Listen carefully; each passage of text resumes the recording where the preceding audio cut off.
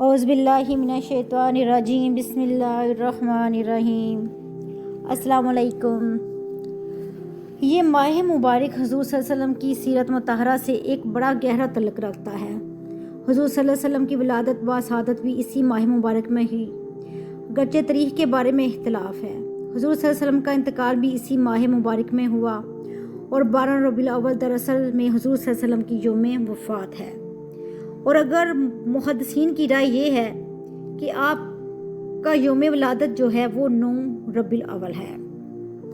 پہلے اگر کچھ لوگ یہ دن تھوڑا بہت مناتے بھی تھے تو 12 ربیع الاول وفات کے نام سے مناتے تھے، یہ نام یاد کیا جاتا تھا۔ حضور صلی اللہ علیہ وسلم کی وفات کا دن سمجھا جاتا تھا، اس میں کچھ کھانا پلانا، کچھ پکا کر غریبوں اور مسکینوں کو کھلانا، یہ وہ دراصل چیز تھی جو ہوتے ہوتے ایک دوسری صورت اختیار کر لی ہے۔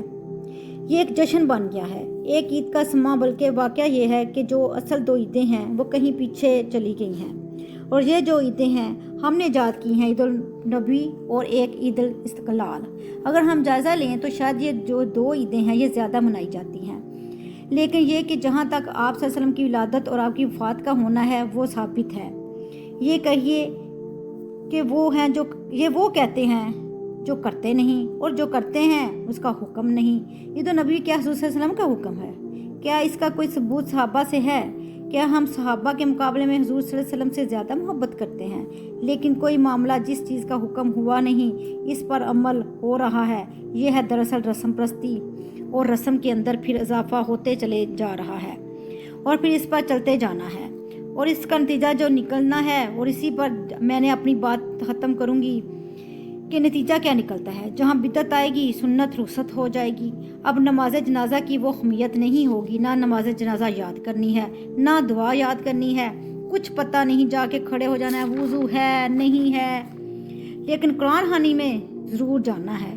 یہ کیوں ہوتا جا رہا ہے کہ نماز کی اہمیت نہیں ہے، نماز جنازہ کی کوئی اہمیت نہیں ہے؟